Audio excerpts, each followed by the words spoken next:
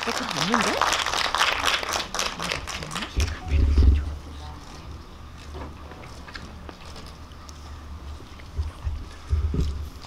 먼저 감독님부터 본인 소개를 좀 해주시죠. 네, 안녕하세요. 이 영화 감독한 김대우입니다.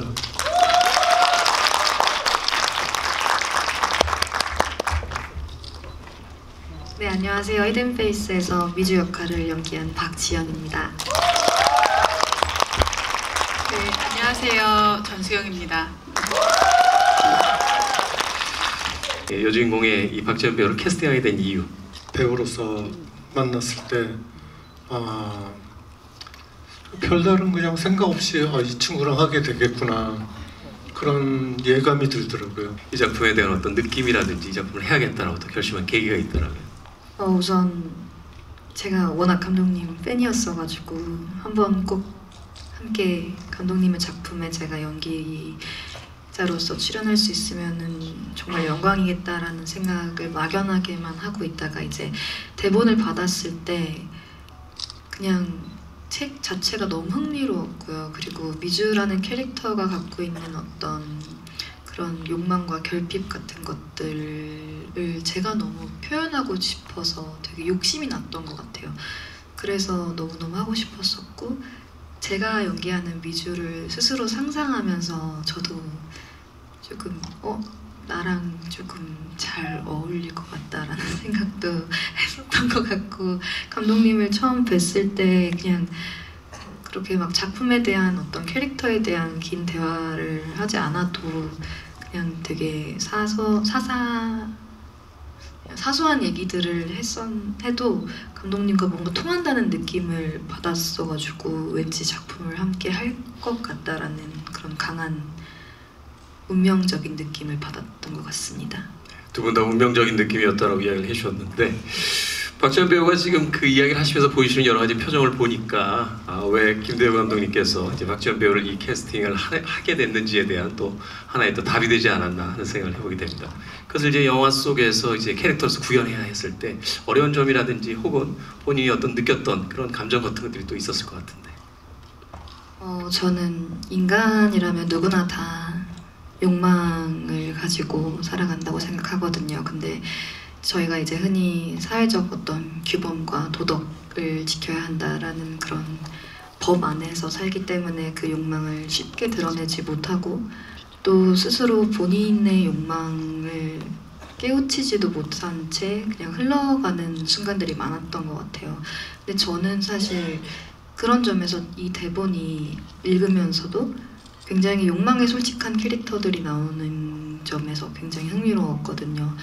그리고 미주라는 제가 연기한 캐릭터도 굉장히 본인이 갖고 있는 욕망을 실현시키고자 하는 그런 목적의식이 조금 뚜렷한 친구고 그런 면에서 미주가 행동하는 어떤 행동들에 있어서 이해가 안 되는 부분들이 없었던 것 같아요. 그냥 인간의 욕망 그 하나로 접근을 해봤을 때 되게 어떻게 보면은 쉽게 이해를 할 수 있었고 그 영화를 저도 이제 보면서 느꼈던 거는 약간 인간으로서 저도 평소에 그렇게 쉽게 욕망을 막 드러내지 못하잖아요. 그러면서 영화를 보면서 약간 대리만족을 하게 되기도 했던 것 같아요. 연기를 하면서도 마찬가지였고요. 사실 배우로서는 굉장히 어떤 모험이었을 수 있는 캐릭터인데 매 순간 그 보여주는 그 연기의 어떤 표정 같은 것들이 굉장히 어떤 뭐라고 할까요? 쾌감, 만족 이런 것들을 드러내면서 한 장면 안에서 목소리 톤을 서너 번씩 바꿔가면서 그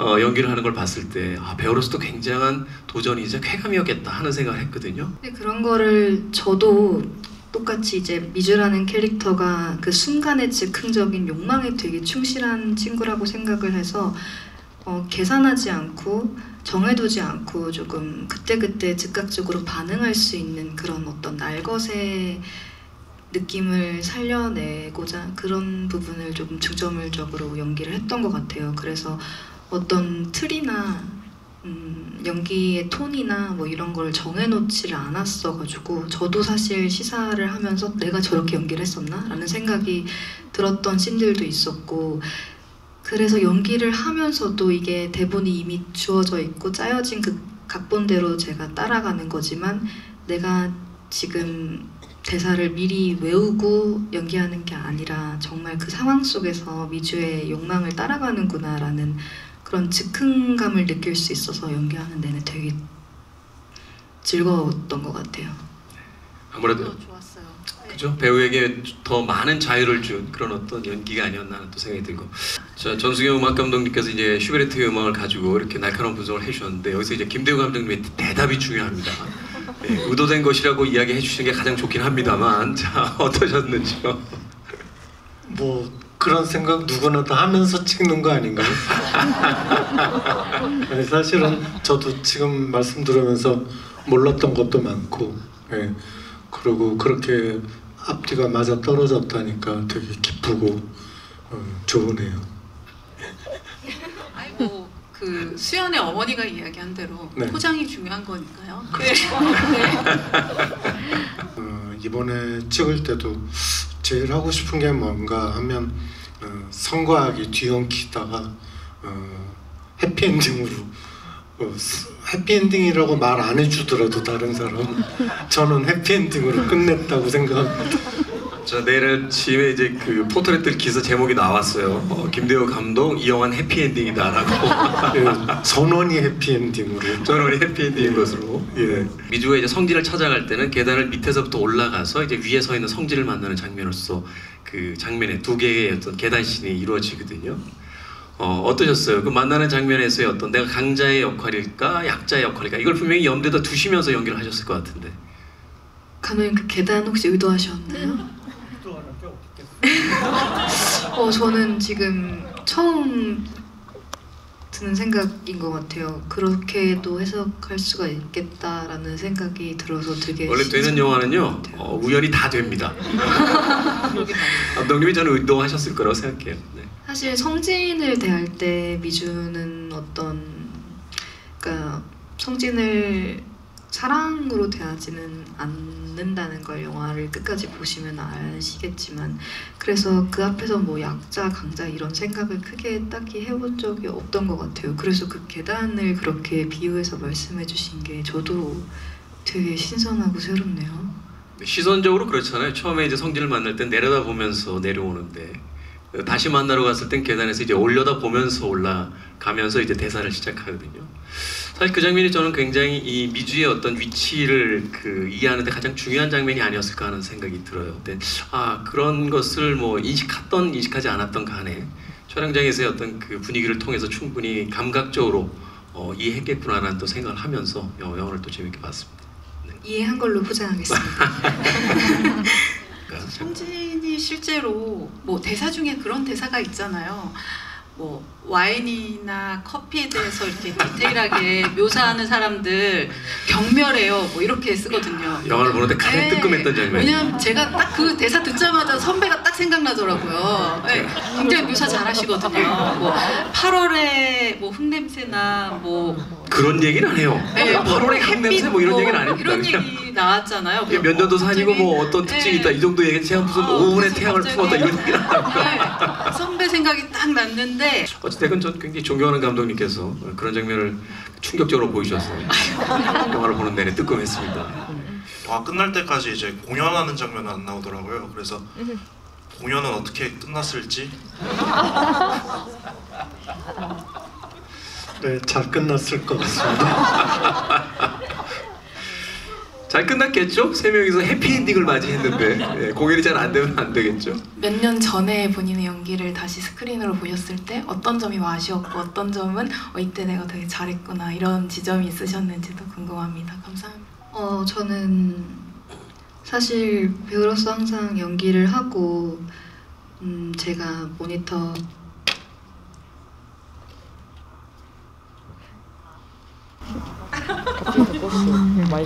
잠시만요. 네, 전체적으로 다 나왔습니다. 크게 말할까요?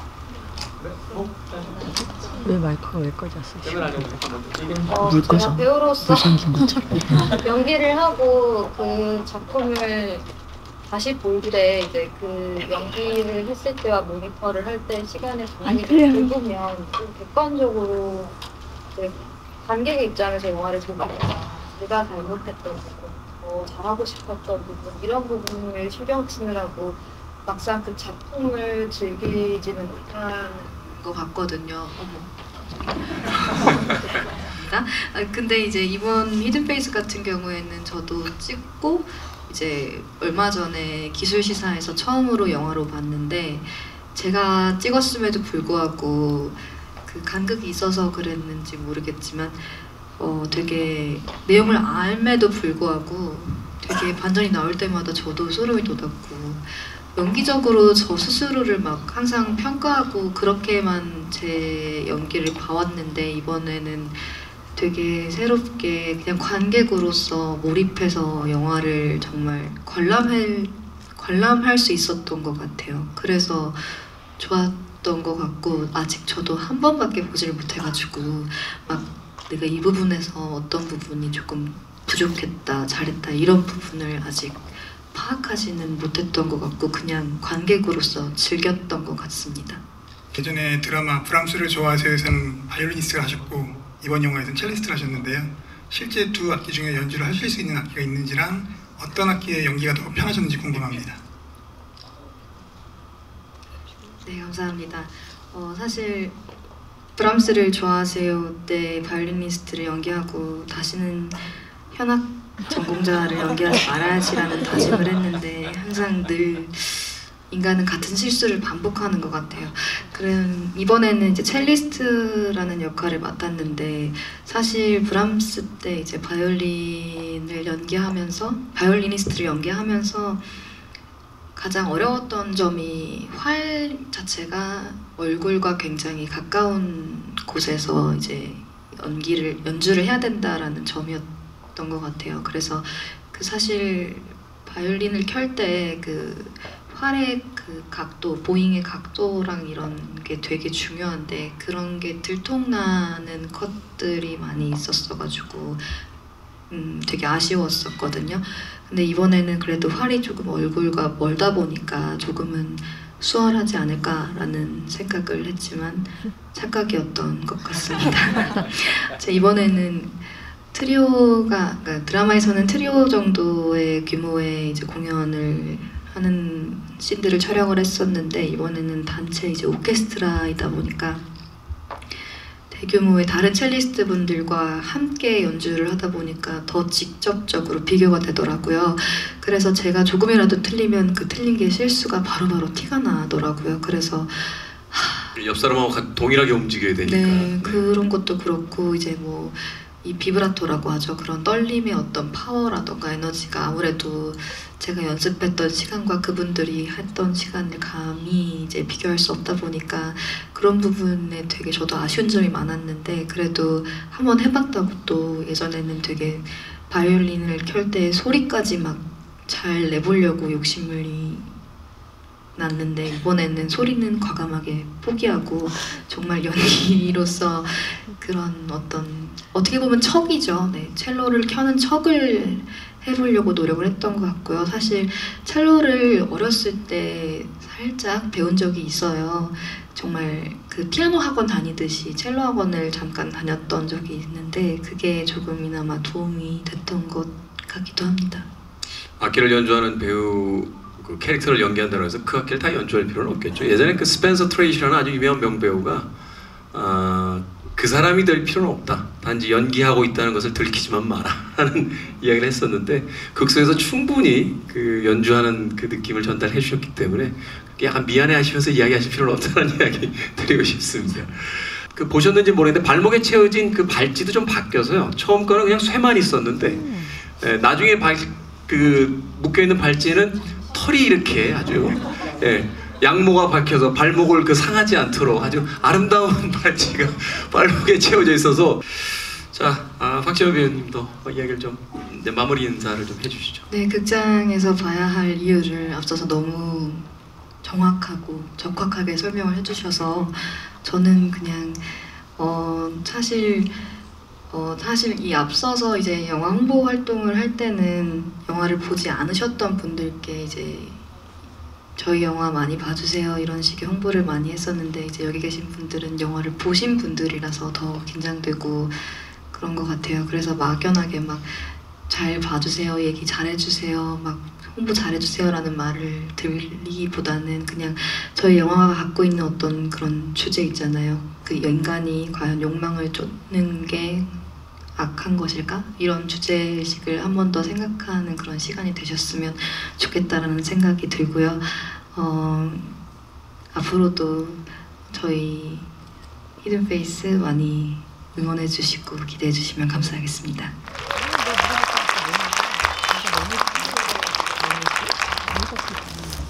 고객분들은 잠시만 자리에서 대기 부탁드리겠습니다. 회장 안내 별도로 드리도록 하겠습니다. 잠시만 좌석에서 대기 부탁드리겠습니다.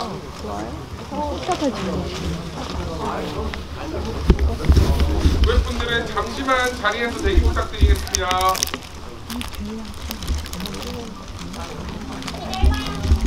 고맙습니다. 자, 앉아주세요.